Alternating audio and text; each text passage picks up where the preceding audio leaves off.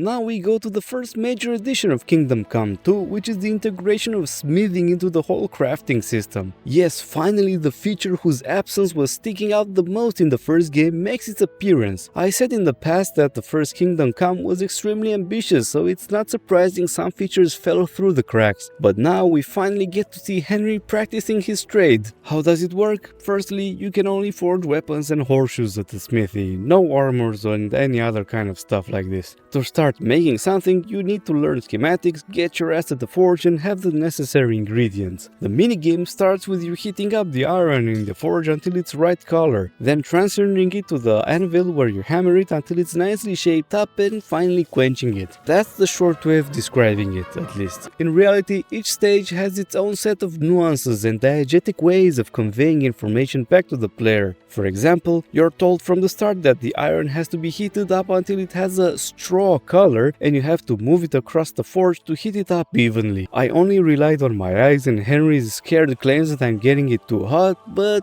I guess my eyesight isn't that good, huh? When hammering it on the anvil, you can control the position of your hammer and then hold the left click to charge in a strike. Good strikes give a nice spark and a nice clean cling sound, but if you insist on the same spot for too long, it will sound something closer to the metal pipe meme if it was depressed and the wife took the kids. On swords it's very straightforward to adjust the strike position, but on horseshoes and axes the system is a bit of a nightmare to get adjusted. Considering that putting a cursor or indicator on the anvil would ruin the immersiveness and forcing shadows to appear under your hammer would look silly, I think the best alternative would have been to only allow you to cover the surface of the horseshoe or axe blade instead of the whole anvil. The game also has a mechanic which allows you to save stamina by timing your strikes with the rhythm of Henry's whistling, which I think is a pretty cool feature. What I don't think it's cool is the fucking troll blacksmith whistling at the same damn time and throwing me off as a consequence. I swear to God, Warhorse did this on purpose. Motherfucker, I'm working here, give me a fucking break! I think it's a good addition to the game overall. It suffers a bit from its lack of variation and it doesn't have the same amount of complexity as alchemy. It's a shame there's nothing about forging any kind of armor or handling some chainmail, but that's more me wanting to see the process done through the eyes of Henry rather than the plausibility of it actually becoming part of the game. After all, forging weapons and armor were two very different processes and smiths were specialized on one of them rather than both. Anyway, it's very ironic that we finally get the smithing we've all clamored for in the first game, and I proceed to complain by saying, but what about armor?